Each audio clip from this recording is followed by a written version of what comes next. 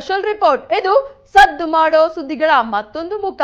ನಾವು ಇವತ್ತು ರಿಪೋರ್ಟ್ ಮಾಡ್ತಿರೋ ವಿಷಯ ನಿಜಕ್ಕೂ ಗಂಭೀರವಾಗಿ ಯೋಚನೆ ಮಾಡುವಂಥದ್ದು. ಅದು ಹಸಿವು ಅನ್ನೋ ಮಹಾಮಾರಿಯ ವಿಷಯ.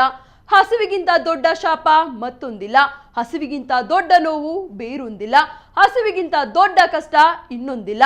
ದುರಂತ ಅಂದ್ರೆ ಇವತ್ತಿಗೂ ನಮ್ಮ ದೇಶದಲ್ಲಿ ಸುಮಾರು 20 ಕೋಟಿ ಜನ ರಾತ್ರಿ ಹೊತ್ತು ಹಸ್ಕೊಂಡೇ ಮಲಗ್ತಾರೆ.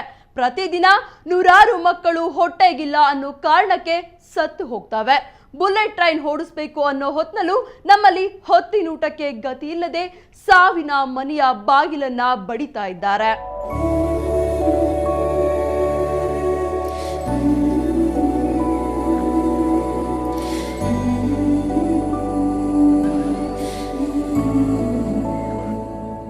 ಆದ್ರೆ ನಾವು ಹೇಳೋದಕ್ಕೆ ಹೊರಟಿದ್ದು ಬರೀ ಹಸಿವಿನ ಕಥೆಯನ್ನಲ್ಲ.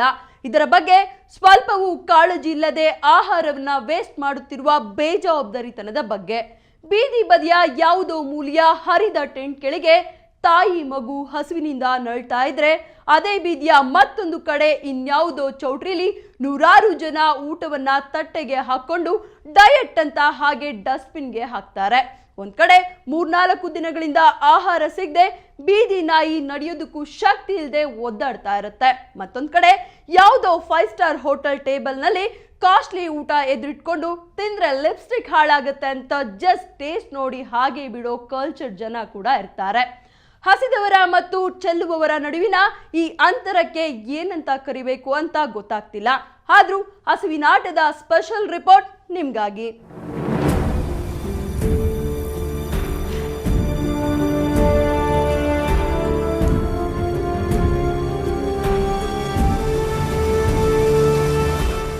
ಒಂದು ಕಾಲದಲ್ಲಿ ಭಾರತ ಬಡದೇಶ ಅಂತ ಕರೆಸ್ಕೊಳ್ತಾ ಇತ್ತು. ಆಗ ಹಸಿವು ಅನ್ನೋದು ತುಂಬಾನೇ ಕಾಮನ್ ಆಗಿತ್ತು. ಆದರೆ ಈಗ ಭಾರತ ಮುಂದುವರಿತಾ ಇರೋ ದೇಶಗಳಲ್ಲಿ ಒಂದು. ಇಂಡಿಯಾ ಡಿಜಿಟಲ್ ಆಗ್ತಾ ಇದೆ. ಇನ್ನೇನು ಇಲ್ಲಿ ಬುಲೆಟ್ ಟ್ರೈನ್ ಕೂಡ ಓಡೋದ್ರಲ್ಲಿದೆ. ಎಲ್ಲರ ಕೈಯಲ್ಲಿ ಸ್ಮಾರ್ಟ್ ಫೋನ್ ಕೂಡ ಇದೆ. ಜುಟ್ಟಿಗೆ ಮಲ್ಲಿಗೆ ಬಂದಾಯಿತು. ಈಗಿರೋ ಪ್ರಶ್ನೆ ಹೊಟ್ಟೆಗೆ ಹಿಟ್ಟೆಲ್ಲಿದೆ ಅನ್ನೋದು.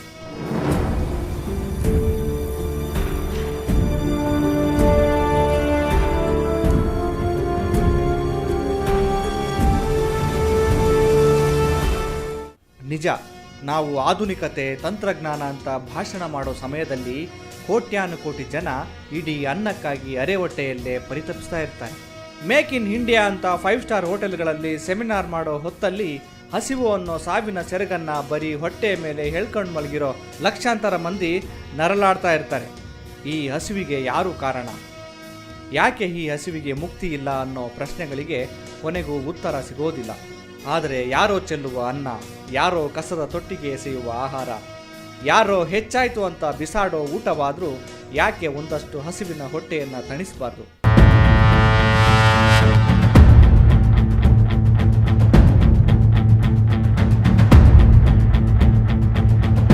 ನಾವು ಏನು ವೇಸ್ಟೇಜ್ ಅಂದ್ಕೊಂಡಿದ್ದೀವಿ ಅದನ್ನು ನಾವು ವೇಸ್ಟೇಜ್ ಅಂತ ತಿಳ್ಕೊಳ್ಳೋದೆ ಈ ಅನ್ನನ ಬಿಸಾಕೋ ಬದಲು ಬೇರೆ ಹಸದಿರೋಂಥವ್ರಿಗಿಟ್ರೆ ಅದರಿಂದ ನಮಗೆ ಪುಣ್ಯ ಬರುತ್ತೆ ಅಂತ ನಾನು ಬೆಂಗಳೂರಿನ ಮಾಜಿ ಮಹಾಪೌರನಾಗಿ ಹೇಳ್ತೇನೆ. ನಮ್ಮಲ್ಲಿ ಜನಸಂಖ್ಯೆ ಜಾಸ್ತಿ ಇದೆ. ಎಲ್ಲರಿಗೂ ಬೇಕಾದಷ್ಟು ಆಹಾರ ಸಿಗೋದಿಲ್ಲ. ಕೆಲವರಿಗೆ ಕೈ ತುಂಬ ಕೆಲಸ ಸಿಗೋದಿಲ್ಲ, ಹೊಟ್ಟೆ ತುಂಬ ಊಟ ಸಿಗೋದಿಲ್ಲ. ಈ ವಿಷಯಗಳೆಲ್ಲ ಸತ್ಯವೇ ಆದರೂ ವೇಸ್ಟ್ ಆಗ್ತಿರೋ ಆಹಾರವಾದರೂ ಉಪಯೋಗಕ್ಕೆ ಬಂದರೆ ಎಷ್ಟೋ ಹಸಿದ ಹೊಟ್ಟೆಗಳು ತಣ್ಣಗಾಗೋದ್ರಲ್ಲಿ ಅನುಮಾನ ಇಲ್ಲ.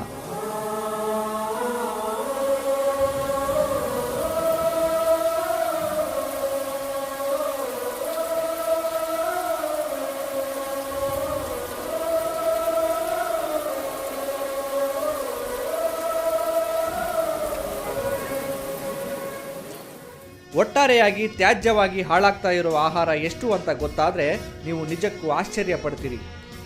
ಊಟ ವೇಸ್ಟ್ ಆಗೋದಂದರೆ ಯಾರೋ ಉಂಡ ತಟ್ಟೆಯಲ್ಲಿ ಉಳಿದ ಅನ್ನವಷ್ಟೇ ಅಲ್ಲ, ಸಾಕಷ್ಟು ರೀತಿಯಲ್ಲಿ ಆಹಾರ ವೇಸ್ಟ್ ಆಗ್ತಾ ಇದೆ. ಒಂದು ಅಂದಾಜಿನ ಪ್ರಕಾರ 1/3 ಭಾಗದಷ್ಟು ಆಹಾರ ಯಾರಿಗೂ ಸಿಗದೆ ಹಾಳಾಗಿಯೇ ಹೋಗ್ತಿದೆ. ಯಾವುದೇ ರೀತಿ ಊಟನ ವೇಸ್ಟ್ ಮಾಡ್ದಂಗೆ ಲಿಮಿಟಲ್ಲಿ ನಮಗೆ ಎಷ್ಟು ಅವಶ್ಯಕತೆ ಇದೆಯೋ ಅಷ್ಟು ಮಾತ್ರ ಅಡುಗೆ ಮಾಡಿ ವೇಸ್ಟ್ ಮಾಡಬೇಡಿ. ಇದರಿಂದ ತುಂಬ ಹಾನಿಕರ ಆಗುತ್ತೆ. ಸಮಾಜ ಪರಿಸರ ತುಂಬ ಹಾಳಾಗ್ತಾ ಇದೆ. ಯಾವುದೇ ಅಡುಗೆ ರಾತ್ರಿ ಎಷ್ಟು ಜನ ಮೆಂಬರ್ ಇದ್ದಾರೆ ಅಷ್ಟು ನೋಡ್ಕೊಂಡು ಮಾಡಿ. ಇನ್ನು ಸ್ವಲ್ಪ ಎಕ್ಸ್ಟ್ರಾ ಉಳಿದಿದ್ರೆ ಅದು ಮಾರ್ನಿಂಗು ಯೂಸ್ ಆಗಂಗಿದ್ರೆ ಸಾಕು. ಅದಕ್ಕಿಂತ ಹೆಚ್ಚು ಇದ್ದರೆ ಅದನ್ನು ಬೇರೆ ಮೋರಿಗಾಗಲಿ ಕಸಿಂದ ಇದ್ರಕ್ಕಾಗಿ ಹಾಕಿದ್ರೆ ಅದರಿಂದ ಪರಿಸರ ತುಂಬ ಹಾಳಾಗುತ್ತೆ, ತುಂಬ ವೇಸ್ಟು ಆಗುತ್ತೆ. ಇಡೀ ಪ್ರಪಂಚದಲ್ಲಿ ತಿನ್ನೋ ಆಹಾರ ಹಾಳಾಗ್ತಾ ಇದೆ. ಏಷ್ಯಾ ಖಂಡದಲ್ಲೇ ಆಹಾರವನ್ನು ವೇಸ್ಟ್ ಮಾಡೋದ್ರಲ್ಲಿ ಚೀನಾದ ಜೊತೆಗೆ ನಮ್ಮ ದೇಶ ಕೂಡ ಮುಂದಿದೆ ಅನ್ನೋದು ನಿಜಕ್ಕೂ ವಿಷಾದದ ಸಂಗತಿ. ರೈತರ ಉತ್ಪನ್ನಗಳೇ ಸರಿಸುಮಾರು 40% ಯಾರಿಗೂ ಉಪಯೋಗಕ್ಕೆ ಬಾರದೆ ಹಾಳಾಗಿ ಹೋಗ್ತಿದೆ ಅಂದರೆ ನಿಮಗೆ ಆಶ್ಚರ್ಯವಾಗ್ಬೋದು.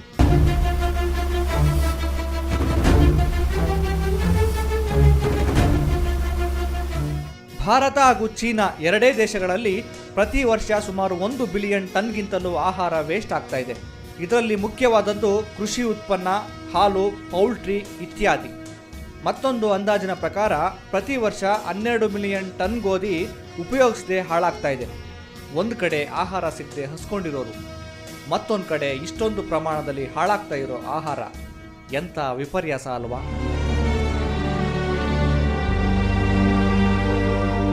ನಾವು ಹಾಳು ಮಾಡೋ ಆಹಾರವನ್ನಾದ್ರೂ ಹಸಿದವರಿಗೆ ಯಾಕೆ ತಲುಪಿಸಬಾರ್ದು ಅನ್ನೋದು ನಮ್ಮ ಈ ಸ್ಪೆಷಲ್ ರಿಪೋರ್ಟ್ನ ಉದ್ದೇಶ. ಮನೆಗಳಲ್ಲಿ ಸಣ್ಣ ಪ್ರಮಾಣದಲ್ಲಿ ಊಟ ವೇಸ್ಟ್ ಆಗಬಹುದು, ಆದರೆ ಅತಿ ಹೆಚ್ಚಾಗಿ ಊಟ ಹಾಳಾಗೋದು ಕೆಲವು ಹೋಟೆಲ್ಗಳಲ್ಲಿ, ಮದುವೆ ಚೌಟ್ರಿಗಳಲ್ಲಿ. ಅಂದ್ಕೊಂಡಿದ್ದಕ್ಕಿಂತ ಜನ ಕಡಿಮೆ ಬಂದಾಗ ನೂರಾರು ಜನರಿಗೆ ಮಾಡಿಟ್ಟ ವಿಶೇಷವಾದ ಅಡುಗೆ ವೇಸ್ಟ್ ಆಗುತ್ತೆ. ಅವರು ಅದನ್ನ ಬೇರೆ ದಾರಿ ಕಾಣದೆ ಕಸದ ತೊಟ್ಟಿಗೆ ಎಸಿತಾರೆ.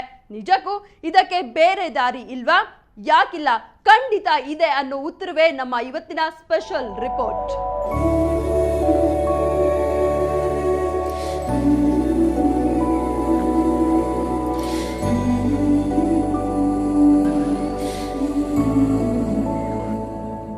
ಎಷ್ಟೋ ಜನ ರೈತರು ತಾವು ಬೆಳೆದ ಬೆಳೆಗೆ ಬೆಲೆ ಸಿಗಲಿಲ್ಲ ಅಂತ ಆತ್ಮಹತ್ಯೆ ಮಾಡ್ಕೋತಾರೆ.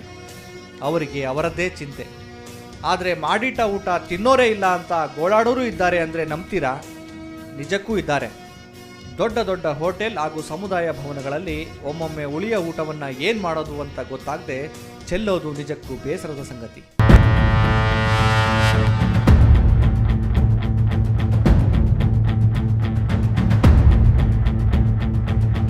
ನಾವು ತಿನ್ನೋ ಪ್ರತಿಯೊಂದು ಅಗಳಿನ ಹಿಂದೆ ಅದೆಷ್ಟೋ ಜನರ ಶ್ರಮ ಇದೆ. ಯಾವುದೇ ತಿನ್ನೋ ಪದಾರ್ಥ ಹಾಳು ಮಾಡಿದರೂ ಅದು ನಾವು ರೈತರಿಗೆ ಮಾಡೋ ಅವಮಾನ. ತಿನ್ನೋ ಅನ್ನಕ್ಕೆ ಗೌರವ ಕೊಡದವರು ಯಾವುದೇ ಗೌರವಕ್ಕೆ ಖಂಡಿತ ಅರ್ಹರಲ್ಲ. ಆದರೆ ಕೆಲವೊಮ್ಮೆ ಸಭೆ ಸಮಾರಂಭಗಳಲ್ಲಿ, ಹೋಟೆಲ್ಗಳಲ್ಲಿ ವಿಪರೀತವಾಗಿ ಊಟ ಮಿಕ್ಕೋದು ಇದೆ. ಆ ತಕ್ಷಣಕ್ಕೆ ಅದನ್ನೆಲ್ಲ ಯಾರಿಗೆ ಕೊಡೋದು, ಹೇಗೆ ಕೊಡೋದು ಅನ್ನೋ ಪ್ರಶ್ನೆ ಅವರನ್ನು ಕಾಡುತ್ತೆ. ಇಂಥ ಸಂದರ್ಭದಲ್ಲಿ ಈ ಆಹಾರವನ್ನು ವೇಸ್ಟ್ಗೆ ಹಾಕ್ತಾರೆ. ಇಂಥ ಚೆಲ್ಲೋ ಅನ್ನವನ್ನು ಹಸಿದವರಿಗೆ ತಲುಪಿಸೋದಕ್ಕೆ ಸಾಧ್ಯ ಇಲ್ವಾ? ಇವಾಗ ಊಟಕ್ಕೆ ಬಂದು ಕೂತ್ಕೊಳ್ತಾರಲ್ವಾ, ಅವರು ಥಿಂಕ್ ಮಾಡಬೇಕು, ನನಗೇನು ಬೇಕು, ಏನು ಬೇಡ, ಇದನ್ನು ವೇಸ್ಟ್ ಮಾಡಬಾರ್ದು ಅನ್ನೋ ಮನೋಭಾವನೆ ಅವರಲ್ಲಿರಬೇಕದು. ನಾವು ಎಲೆ ಮೇಲೆ ಬಳಸೋ ಕ್ರಮ ಏನಂದರೆ ಇಷ್ಟು ಮೆನು ಅಂತ ಇರುತ್ತೆ, ಇಷ್ಟು ಕ್ವಾಂಟಿಟಿ ಅಂತ ಇರುತ್ತೆ, ಸ್ಪೂನಲ್ಲೇ ಬಳಸೋದು. ಅದನ್ನು ಅವರು ತಿಂದು ಖಾಲಿ ಮಾಡಿ ಎಲೆನ ಖಾಲಿ ಮಾಡಬೇಕಾದ ಅವ್ರ ಕರ್ತವ್ಯ. ಇಂಥ ಕಡೆ ಸಾಮಾನ್ಯವಾಗಿ ಆಹಾರ ಉಳಿದದ್ದೇ ನಷ್ಟ ಅಂತ ಕೊರಗ್ತಾ ಇರ್ತಾರೆ. ಹೀಗಿರುವಾಗ ಇವರು ಮತ್ತಷ್ಟು ಖರ್ಚು ಮಾಡಿ ಅದನ್ನು ದೂರದಲ್ಲೆಲ್ಲೋ ಇರೋ ಹಸಿದವರಿಗೆ ಕೊಡೋ ಯೋಚನೆ ಮಾಡೋದಿಲ್ಲ. ಇದಕ್ಕೊಂದು ವಾಹನ ಬೇಕು, 2-3 ಜನ ಕೆಲಸದವರು ಬೇಕು. ನಷ್ಟದ ಮೇಲೆ ನಷ್ಟ ಮಾಡ್ಕೊಳ್ಳೋದಕ್ಕೆ ಯಾರಿಷ್ಟಪಡ್ತಾರೆ? ಹಾಗಾಗಿ ಉಳಿದ ಆಹಾರವನ್ನು ಚೆಲ್ಲೋದೇ ಸರಿ ಅಂತ ಇವರು ತೀರ್ಮಾನ ಮಾಡಿಬಿಡ್ತಾರೆ. ಫಂಕ್ಷನ್ ಮಾಡುವವರು 1000 ಜನಕ್ಕೆ ಊಟ ಹೇಳಿರ್ತಾರೆ. ಆವಾಗ ಒಂದೊಂದು ಡೇಟಲ್ಲಿ ತುಂಬ ಫಂಕ್ಷನ್ಗಳಿರುತ್ತೆ. ಆವಾಗ ಒಂದು 200 ಜನ ಆಗುತ್ತೆ. ಆ ಒಂದು 800 ಜನ ಊಟ ಅನ್ನೋದು ಮಿಕ್ಕಿ ಹೋಗಿರುತ್ತೆ. ಅದನ್ನು ಅವರು ಯೋಚನೆ ಮಾಡಬೇಕು, ಫಂಕ್ಷನ್ ಮಾಡಿಸುವವರು ಯೋಚನೆ ಮಾಡಬೇಕು. ಅದನ್ನೆಲ್ಲ ಇಲ್ಲ, ಮೊದಲೇ ಜನ ಕಡಿಮೆ ಆಯ್ತು ಅಂದಾಗ ಅವರೇ ಯಾವ್ದಾರು ಒಂದು ಅನಾಥಾಶ್ರಮಕ್ಕೆ ಫೋನ್ ಮಾಡಿ ಈ ಥರ ಊಟ ಮಿಕ್ಕಿದೆ, ಇಮಿಡಿಯೇಟ್ಲಿ ಕಳಿಸ್ಕೊಡ್ತೀವಿ ಅಂತ ಆ ಪ್ರಯತ್ನ ಅವರು ಮಾಡಬೇಕು. ಆಗಲೇ ಹೇಳಿದ ಹಾಗೆ ನಮ್ಮಲ್ಲಿ ಹಸ್ಕೊಂಡಿರೋರಿಗೇನು ಕೊರತೆ ಇಲ್ಲ. ಫುಟ್ಪಾತ್ಗಳಲ್ಲಿ, ಕೊಳಚೆ ಪ್ರದೇಶಗಳಲ್ಲಿ, ಅನಾಥಾಶ್ರಮಗಳಲ್ಲಿ, ಬಡವರ ಮನೆಗಳಲ್ಲಿ ತುತ್ತಿನ ಅನ್ನಕ್ಕೆ ಪರದಾಟ ಇದ್ದೇ ಇರುತ್ತೆ. ಸಮಸ್ಯೆ ಅಂದರೆ ಇವರಿಗೆ ಅನ್ನ ಎಲ್ಲಿ ಪೋಲಾಗ್ತಿದೆ ಅನ್ನೋದು ಗೊತ್ತಾಗೋದಿಲ್ಲ. ಆಹಾರ ವೇಸ್ಟ್ ಆಗೋ ಸಮಯದಲ್ಲಿ ಇಂಥವ್ರು ಎಲ್ಲಿದ್ದಾರೆ ಅಂತ ಹುಡ್ಕೋದಕ್ಕೆ ಯಾರಿಗೂ ವ್ಯವಧಾನ ಇರೋದಿಲ್ಲ. ಹಸಿದವರ ಮತ್ತು ಚೆಲ್ಲೋರ ನಡುವೆ ಯಾರಾದರೂ ಕೆಲಸ ಮಾಡೋದಕ್ಕೆ ಸಾಧ್ಯವಾ?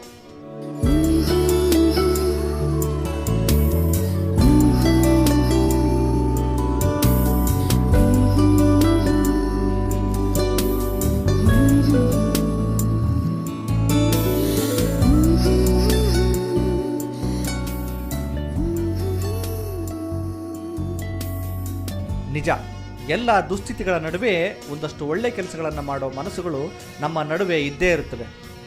ಕೆಲವು ವ್ಯಕ್ತಿಗಳು, ಕೆಲವು ಸಂಸ್ಥೆಗಳು ವೇಸ್ಟ್ ಆಗೋ ಊಟವನ್ನು ತಾವೇ ತಗೊಂಡು ಹೋಗಿ ಹಸಿದವರಿಗೆ ಕೊಡೋ ಪ್ರಾಮಾಣಿಕ ಕೆಲಸವನ್ನು ಮಾಡ್ತಿವೆ.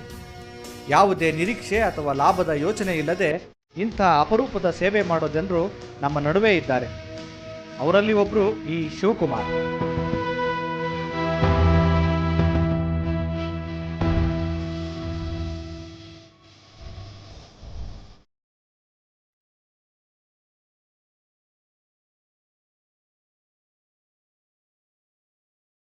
ಈ ಬೆಂಗಳೂರಿನಲ್ಲಿ ವೇಸ್ಟೇಜನ್ನು ಕಲೆಕ್ಟ್ ಮಾಡಿ ಅದನ್ನು ಯುಟಿಲೈಸ್ ಮಾಡೋದು ಯಾವ ರೀತಿ ಅಂತ ಹೇಳಿಬಿಟ್ಟು ಅವರು ಒಂದು ಸ್ವಂತ ತಿಳುವಳಿಕೆಯಿಂದ ಮಾಡ್ತಾ ಇದ್ದಾರೆ. ಅದು ನಮಗೆ ಬಹಳ ಸಂತೋಷದ ವಿಚಾರ ಅಂತ ನಾನು ಭಾವಿಸಿದ್ದೀನಿ.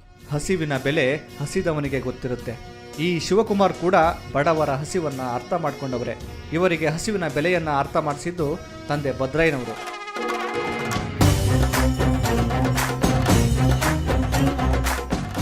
ಇವರು ಬೆಂಗಳೂರಿನ ಬೀದಿ ಬೀದಿಗಳ ಫುಟ್ಪಾತ್ಗಳಲ್ಲಿ ತಾವೇ ಸ್ವತಃ ತಿರುಗಾಡಿ ಗ್ರಂಥಿಗೆ ಸಾಮಾನುಗಳನ್ನು ಮಾರಾಟ ಮಾಡ್ತಾ ಇದ್ದವರು. ಕಷ್ಟ ನಷ್ಟ ಏನು ಅಂತ ಅರ್ಥ ಮಾಡಿಕೊಂಡವರು.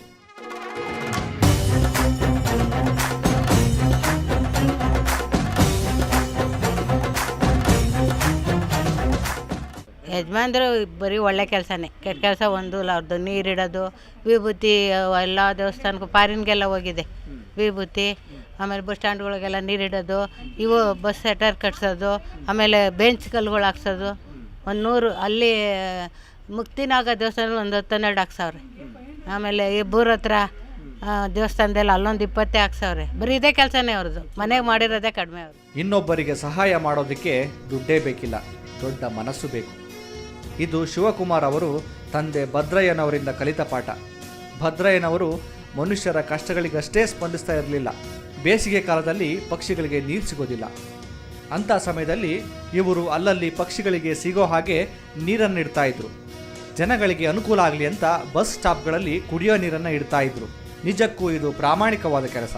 ಆಗ ಬಾಳೆ ಎಲೆ ಭದ್ರಯ್ಯನವರು ರಾಜಾಜಿನಗರದಲ್ಲಿ ಜನಸೇವೆ ಮಾಡ್ತಾಯಿದ್ರು. ಅವರು ಒಂದಿನ ನಮ್ಮ ಮನೆಗೆ ಬಂದು ನನ್ನನ್ನು ಬಸ್ ಸ್ಟ್ಯಾಂಡ್ನಲ್ಲಿ ನಾನು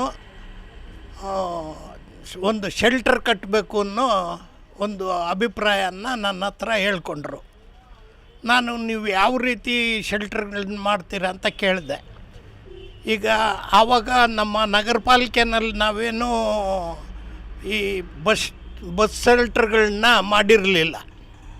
ಇವರು ಬಸ್ ಶೆಲ್ಟರ್ ಮಾಡಿ ಅಲ್ಲಿ ಬಂದು ನಿಲ್ಲೋಂಥ ಜನಗಳಿಗೆ ನೀರು ಅದೆಲ್ಲ ಒದಗಿಸ್ತೀನಿ ಅಂತೇಳ್ಬಿಟ್ಟು ಹೇಳಿದ್ರು. ನಾನು ತಕ್ಷಣ ಬಸವೇಶ್ವರ ನಗರದಲ್ಲಿ 1-2 ಬಸ್ ಶೆಲ್ಟರ್ ಮಾಡೋಕ್ಕೆ ಹೇಳಿದೆ. ಅವರು ಭಾಳ ಸಂತೋಷದಿಂದ 2 ಬಸ್ ಶೆಲ್ಟರ್ ಮಾಡಿ ಅದರ ಒಂದು CD ಸಹ ನನಗೆ ತಗೊಂಬಂದು ಕೊಟ್ಟರು, ಫೋಟೋಗಳು ತಗೊಂಬಂದು. ಸಾಮಾನ್ಯವಾಗಿ ನಾವು ನಗರ ಅಂದ್ರೆ ಆಧುನಿಕತೆ ಅನ್ಕೋತೇವೆ. ಬೇಸರದ ಸಂಗತಿ ಅಂದ್ರೆ ಸಮಸ್ಯೆಗಳು ಇಲ್ಲೇ ಜಾಸ್ತಿ ಇರುತ್ತೆ. ಹಸಿದ ಹೊಟ್ಟೆಗಳು ಇಲ್ಲೇ ಹೆಚ್ಚಿದೆ.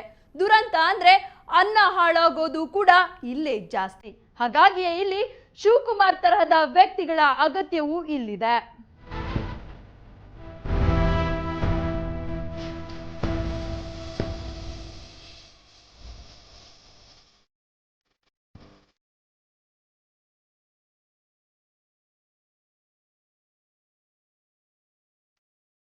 ಶಿವಕುಮಾರ್ ಅವರ ತಂದೆ ಬೆಂಗಳೂರಲ್ಲಿ ತಮ್ಮ ಸ್ವಂತ ದುಡ್ಡಲ್ಲಿ ಜನಗಳಿಗೆ ಅನುಕೂಲ ಆಗಲಿ ಅಂತೇಳಿ ಬಸ್ ಸ್ಟಾಪ್ ಕಟ್ಟಿಸಿದವರು. ತಂದೆಯ ಜೊತೆಗೆ ಫುಟ್ಪಾತ್ಗಳಲ್ಲಿ ಅಲೆದಾಡಿ ವ್ಯಾಪಾರ ಮಾಡ್ತಿದ್ದ ಶಿವಕುಮಾರ್ಗೆ ಜನರ ಕಷ್ಟಗಳೇನು ಅಂತ ಗೊತ್ತು.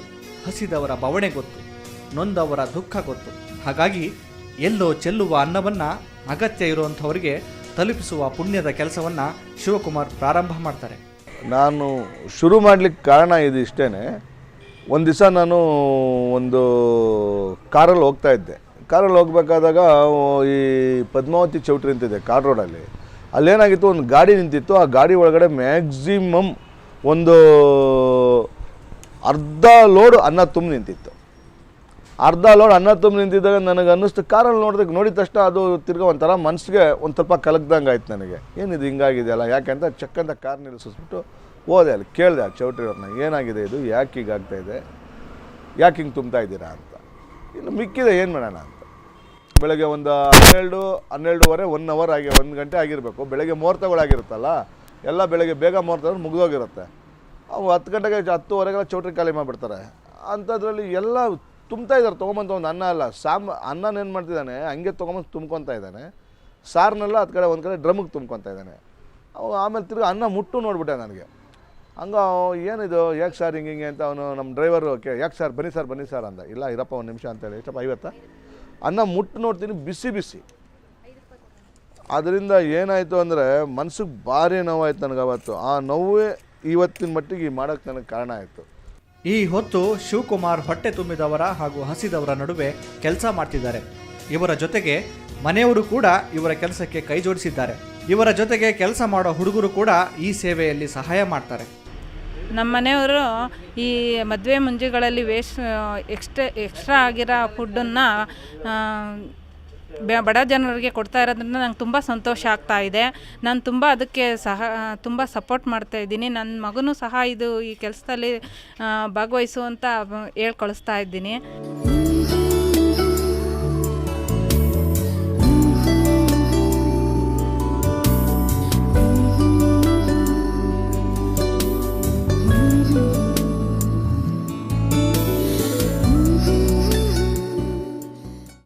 ಇಲ್ಲಿ ಆರ್ ವಿ ಬದ್ರೆ ಅವರ ಸ್ಟೋರ್ಸಲ್ಲಿ ನಾನು ಕೆಲಸ ಮಾಡ್ತಾಯಿರೋದು.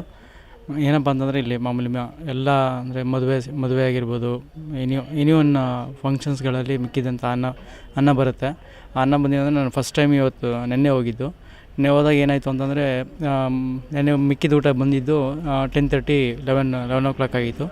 ಬಂದ ತಕ್ಷಣವೇ ನಾವೊಂದು 2 ಆ್ಯಕ್ಟಿವಾ ಗಾಡಿ ತೊಗೊಂಡು 2 ಫಿಲ್ ಮಾಡಿಕೊಂಡು ಮೆಜೆಸ್ಟಿಕ್ ಹತ್ರ ಹೋದ ತಕ್ಷಣವೇ ಅಲ್ಲಿ ಏನಿಲ್ಲ, ಹೋಗ್ತಿದ್ದಂಗೆ ಜಸ್ಟ್ ರೈಸ್ ಬಂದಿದೆ, ಊಟ ಬಂದಿದೆ, ಬಾತ್ ಬಂದಿದೆ ನೋಡಿ ಅಂತಂದೆ ಅಷ್ಟೇ. ಅಷ್ಟು ಒಂದು ರೌಂಡ್ ಬರೋಷ್ಟರೊಳಗೆ ಎಲ್ಲ ಪೂರ್ತಿ ಬಂದು ಫಿಲ್ ಆಗಿಬಿಟ್ಟಿದ್ರು. ಶಿವಕುಮಾರ್ ಇಂಥ ಒಂದು ಸೇವಾ ಕಾರ್ಯ ಮಾಡ್ತಾ ಇರೋದು ಸಾಕಷ್ಟು ಜನರಿಗೆ ಸ್ಫೂರ್ತಿಯಾಗಿದೆ. ಹಾಗಾಗಿ ಅನೇಕ ದೊಡ್ಡ ಹೋಟೆಲ್ನವರು, ಚೌಲ್ಟ್ರಿಗಳ ಅಡುಗೆ ಮೇಲ್ವಿಚಾರಕರು ಕೂಡ ಊಟ ಉಳಿದಾಗ ಇವರಿಗೆ ಫೋನ್ ಮಾಡ್ತಾರೆ. ಪ್ರತಿದಿನ ರಾತ್ರಿ ಒಂದಲ್ಲ ಒಂದು ಕಡೆಯಿಂದ ಫೋನ್ ಬರುತ್ತೆ. ಶಿವಕುಮಾರ್ ತಮ್ಮ ವಾಹನ ತಗೊಂಡು ಅಲ್ಲಿಗೆ ಹೋಗ್ತಾರೆ. ಅಲ್ಲಿಗೆ ಹೋದ ಶಿವಕುಮಾರ್ ಊಟವನ್ನು ತಗೊಂಡು ಯಾರಿಗೆ ಊಟದ ಅಗತ್ಯ ಇರುತ್ತೋ ಅಲ್ಲಿಗೆ ಹೊರಟೇ ಬಿಡ್ತಾರೆ. ದಿವಸ ನನಗೆ ಊಟದ ವಿಷಯ ರಾತ್ರಿ 2 ಗಂಟೆ ಆದರೂ 1 ಗಂಟೆ ಆದರೂ 1-2:30 ಆದರೂ ಫೋನ್ ಬಂದುಬಿಡ್ತದೆ. ಮೊನ್ನೆ ಈ ನೆಲಮಂಗಲದಿಂದ ಏನಾಗಿದೆ, ರಾತ್ರಿ ರಿಸೆಪ್ಷನ್ ಮುಗಿಸಿ 12 ಗಂಟೆ ಆಗಿದೆ. ಅಲ್ಲಿ 7-8 ಸಾವಿರ ಜನಕ್ಕೆ ಅಡುಗೆ ಮಾಡಿಸಿದ್ದಾರೆ. ಯಾರೋ ದೊಡ್ಡ ವ್ಯಕ್ತಿ ಸ್ವಲ್ಪ. ಕೊನೆಗೆ ನೋಡಿದ್ರೆ ಸರ್ ಒಂದು 2-3 ಸಾವಿರ ಜನಕ್ಕೆ ಆಗೋಷ್ಟು ಊಟ ಹಂಗೆ ಇದೆ ಅಂತ ಹೇಳ್ಬಿಟ್ಟು ಅವಾಗ ಯಾರೋ ಅವ್ರಿಗೆ ನಂಬರ್ ಕೊಟ್ಟು, ಅಲ್ಲಿ ಮದುವೆಗೆ ಹೋಗಿದ್ದವ್ರಂಥವ್ರು ನಂಬರ್ ಕೊಟ್ಟು ಅವ್ರು ನನಗೆ ಅವ್ರಿಗೇನಂದರೆ ಬಿಸಾಕ್ಬೇಕಲ್ಲ ಒಂದು ಆ ಥರಕ್ಕೆ ಮಾಡಿಬಿಡ್ತಾರೆ. 2:15 ಗಂಟೆ ಆಗಿತ್ತು ನನಗೆ ಫೋನ್ ಮಾಡಿದಾಗ. ಸಾಮಾನ್ಯವಾಗಿ ರಾತ್ರಿ 10 ಗಂಟೆ ನಂತರ ಇವರಿಗೆ ಫೋನ್ ಬರುತ್ತೆ. ಅಲ್ಲಿಂದ ಊಟ ತಗೊಂಡು ರೈಲ್ವೆ ನಿಲ್ದಾಣ, ಬಸ್ ನಿಲ್ದಾಣ, ಸ್ಲಮ್ಗಳ ಕಡೆಗೆ ಹೋಗ್ತಾರೆ. ಅಲ್ಲಿ ಊಟ ಇಲ್ಲದ ಜನಗಳಿಗೆ ಆಹಾರವನ್ನು ಕೊಟ್ಟು ಮನೆಗೆ ಹೋಗ್ತಾರೆ. ಈ ಕೆಲಸ ಮುಗಿಸಿ ಮನೆಗೆ ಹೋಗುವಾಗ ಮಧ್ಯರಾತ್ರಿ ದಾಟುತ್ತೆ.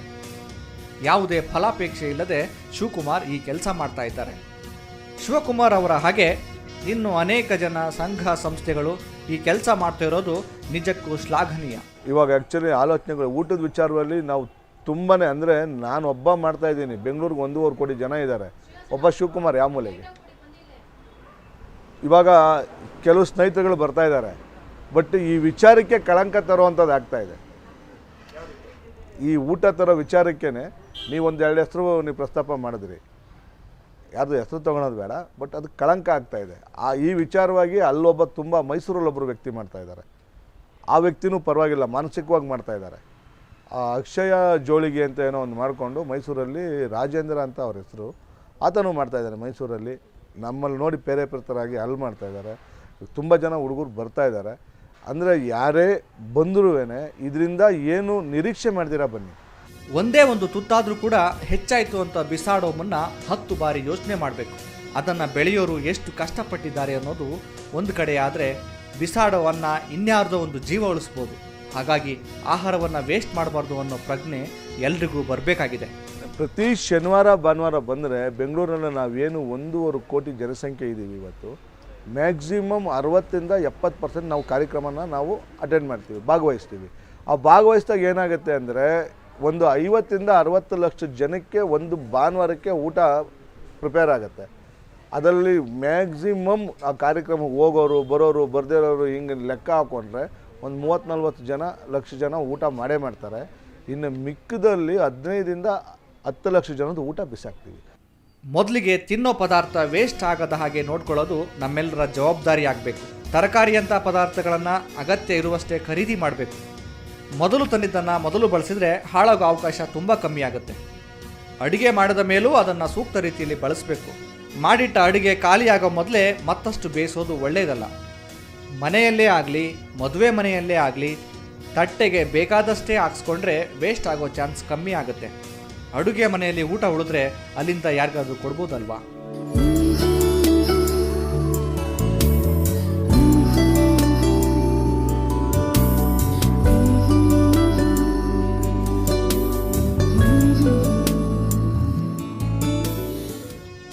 ಇನ್ನು ಅಡುಗೆ ಮಾಡುವವರು ಸಾಧ್ಯವಾದಷ್ಟು ವೇಸ್ಟ್ ಆಗದಂತೆ ವಸ್ತುಗಳನ್ನು ಬಳಸಬೇಕು. ಮನೆಯಲ್ಲಿ ಊಟ ಉಳಿದ್ರೆ ಯಾರಿಗಾದ್ರೂ ತಲುಪಿಸೋದಕ್ಕೆ ಸಾಧ್ಯವಾಗದೇ ಇದ್ದರೆ ಬೀದಿಯಲ್ಲಿ ಹಸಿದ ನಾಯಿಗಳಿಗಾದರೂ ಆಹಾರವನ್ನು ಹಾಕಬೇಕು. ಹಸಿವು ಎಲ್ರಿಗೂ ಒಂದೇ ಅನ್ನೋದನ್ನು ನಾವು ಅರ್ಥ ಮಾಡ್ಕೊಳ್ತಿದ್ರೆ ಮನುಷ್ಯರಾಗೋದಕ್ಕೆ ಸಾಧ್ಯ ಇಲ್ಲ.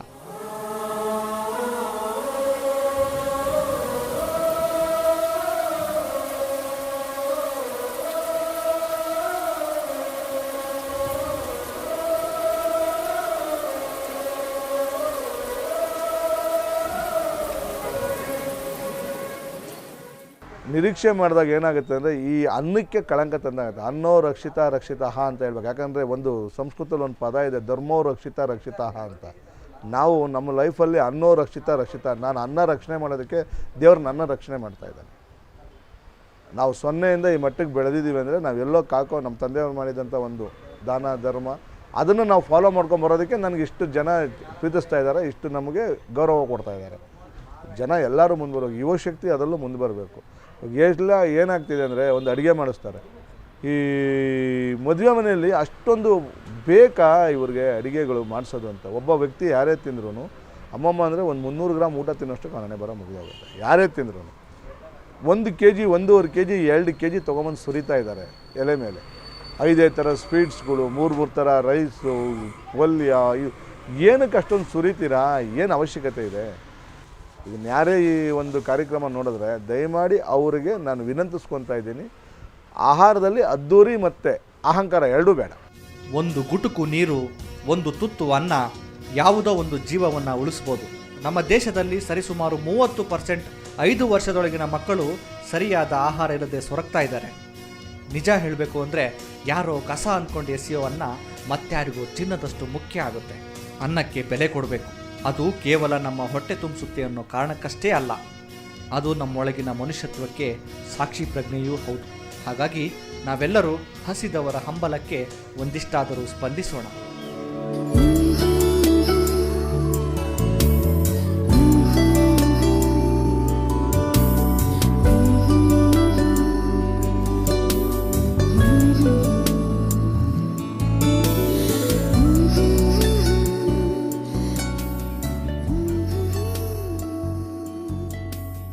ನಿಜಕ್ಕೂ ಹಸಿವು ಅನ್ನೋ ಶಿಕ್ಷೆ ಯಾರಿಗೂ ಬೇಡ. ಊಟ ಹೆಚ್ಚಾದ್ರೆ ಹಾಳಾಗದಂತೆ, ಕಸದ ತೊಟ್ಟಿಗೆ ಸೇರದಂತೆ ನೋಡ್ಕೊಳ್ಳೋಣ. ಯಾವ ಅಕ್ಕಿ ಮೇಲೆ ಯಾರ ಹೆಸರು ಬರ್ದಿರುತ್ತೋ ಗೊತ್ತಿಲ್ಲ, ಕಸದ ತೊಟ್ಟಿ ಹೆಸರು ಮಾತ್ರ ಬರೆಯದಂತಾಗಲಿ ಅನ್ನೋದಷ್ಟೇ ನಮ್ಮ ಈ ಸ್ಪೆಷಲ್ ರಿಪೋರ್ಟ್ನ ಉದ್ದೇಶ. ಅನ್ನ ಹಾಳು ಮಾಡಬೇಡಿ, ಅನ್ನ ಚೆಲ್ಲಾಡಬೇಡಿ, ಹಸಿದವರಿಗೆ ಕೊಡಿ ಅಂತ ಹೇಳ್ತಾ ಈ ಸಂಚಿಕೆಯನ್ನ ಮುಗಿಸ್ತಾ ಇದ್ದೀನಿ. ನಿರ್ಭಯ, ನಿಷ್ಠುರ, ನಿಖರ ಸುದ್ದಿಗಳಿಗಾಗಿ ನೋಡ್ತಾ ಇರಿ ಮಯೂರ ಸುದ್ದಿವಾಹಿನಿ. ಇದೀಗ ನಿಮ್ಮ ಅಂಗೈಯಲ್ಲಿದೆ ಮಯೂರ ಟಿವಿ ಡಿಜಿಟಲ್ ವಾಹಿನಿ. ಹೆಚ್ಚಿನ ವಿಶೇಷತೆಗಳಿಗಾಗಿ ಸಬ್ಸ್ಕ್ರೈಬ್ ಮಾಡಿ, ಶೇರ್, ಲೈಕ್, ಕಮೆಂಟ್ ಹಾಗೆ ಫಾಲೋ ಮಾಡೋದ್ರ ಮೂಲಕ ಪ್ರೀತಿ ಹಾಗೂ ಪ್ರೋತ್ಸಾಹ ನೀಡಿ.